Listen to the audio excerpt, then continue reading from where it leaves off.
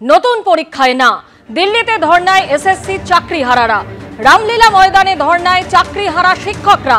বিজেপির রাজ্য সভাপতি শ্রমিক ভট্টাচার্যের সঙ্গে দেখা করলেন চাকরিহারারা।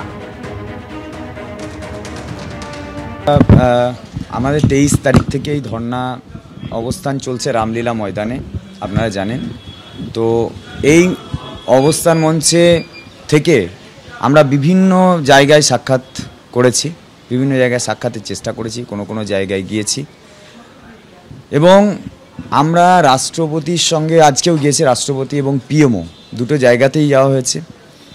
পাশাপাশি আমাদের এই মঞ্চে বেশ কিছু বিশেষ ব্যক্তিরাও এসছেন।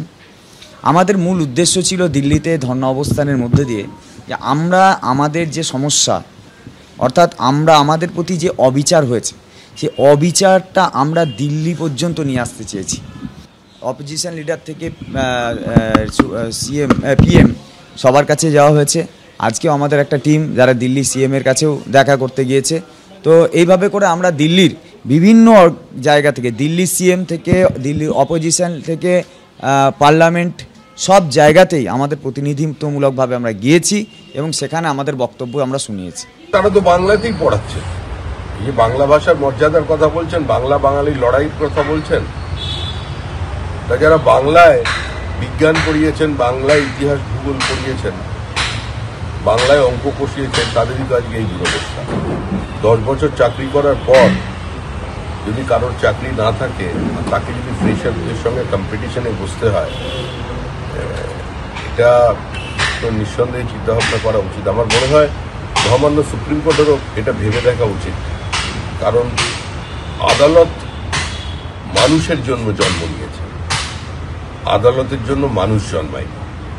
এ ধরনের চূড়ান্ত একটা অমানবিক সিদ্ধান্ত আপনি টেন্টেড বলে কাউকে বলে দিচ্ছেন, আবার টেন্টেড নয়ও সেটাও বলে দেওয়া হচ্ছে, কিন্তু দুটোকে সেগ্রিগেট করা হচ্ছে, মুড়ি মিশিয়ে দিয়ে শুধুমাত্র একটা প্রাতিষ্ঠানিক লুট, চাকরি চোর তাদের বাঁচানোর জন্য, ক্রেতা আর বিক্রেতা এদের আড়াল করার জন্য এরা কিছু মানুষের জীবন যৌবন ধ্বংস করে দিল।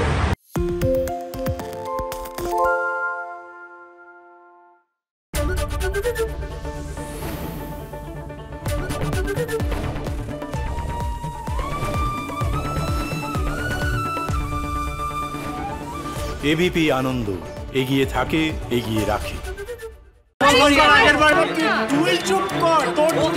বাংলা ঝামেলা চায় না, বাংলা খবর চায়। বাংলা খবর, বাংলার খবর।